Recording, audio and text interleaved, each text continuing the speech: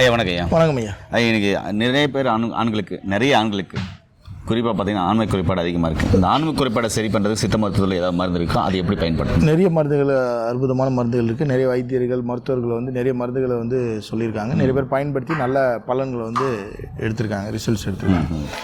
So நம்ம அந்த வகையில் நம்ம வந்து ஒரு சொட்டு மருந்து ஒன்று கொடுக்குறோம், கேப்சூல் ஒன்று கொடுக்குறோம். சொட்டு மருந்து ஒரு கேப்சூல் நம்ம மருத்துவமனையில் மன்மத உருண்டை வந்து நிறைய பேர் வந்து சாப்பிட்ருக்காங்க. நிறைய பேர் எடுத்து நல்ல ரிசல்ட்ஸ் வந்து அவங்களுக்கு கிடைச்சிருக்கு.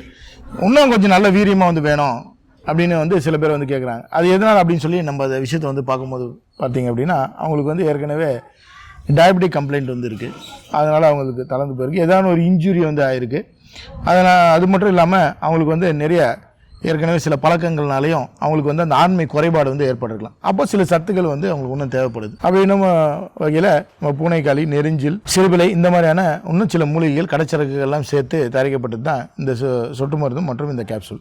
இதை வந்து எடுத்துக்கும் போது என்ன செய்யும், இது எதுக்கெல்லாம் பயன்படுத்தலாம் அப்படின்னு சொல்லி கேட்டிங்கன்னா, இளம் வயதினர் முதல் முதியவர்கள் வரைக்கும் நோய் உள்ளவங்க இல்லை ஆரோக்கியமாக இருக்குங்க எல்லாருக்குமே ஒரு பிரச்சனை என்னன்னு சொல்லி பார்த்தீங்கன்னா, விந்து முந்துதல், ப்ரீமெச்சூர் எஜாகுலேஷன் சொல்லுவாங்க.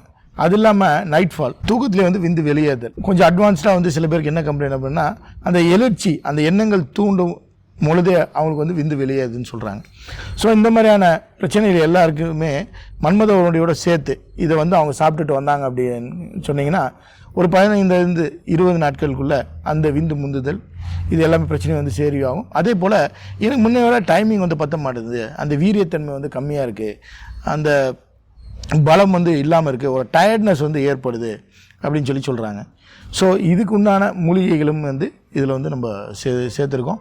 சில நட்ஸோட எக்ஸ்ட்ராக்ட்ஸுமே வந்து இதில் மிக்ஸ் பண்ணியிருக்கோம். அது ப்ராசஸ் பண்ணினால இது அவங்களுக்கு தேவையான அந்த நுண்ணுயிர் சத்துக்கள், மைக்ரோ நியூட்ரியன்ஸ் என்று சொல்லுவார்கள், அந்த மைக்ரோ நியூட்ரியன்ஸ் வந்து அவங்களுக்கு வந்து கிடைக்கும். ஸ்டெமினா வந்து கிடைக்கும். நரம்புகளை வந்து வலுப்படுத்தும். நரம்பு மண்டலம் வந்து வலுப்படும்.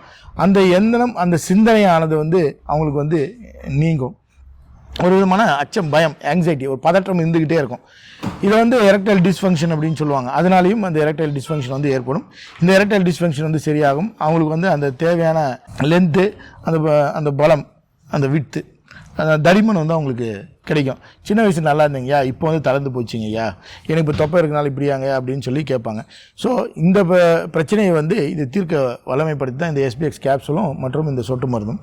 இதை வந்து மன்மத உருண்டையோட அவங்க சேர்த்து பயன்படுத்திட்டு வரும்போது அவங்களுக்கு எல்லா குறைபாடும் நீங்கி நல்ல ஆரோக்கியமாக, திடகாத்திரமாக, நல்ல ஸ்டெமினாவோட சந்தோஷமாக அவங்க இருக்கலாம். ஏன் நேயர்களே, உங்களுக்கு ஆண்மை குறைபாடா கவலை வேண்டாம். இருக்கிற மாதிரி மருந்துகள் வாங்கி பயன்படுத்தி நோய் நொடி இல்லாமல் ஆரோக்கியமாக வாழுங்க. மீண்டும் இன்னொரு அருமையான பதிவு சந்திக்கலாம். நன்றி, வணக்கம். வணக்கம்.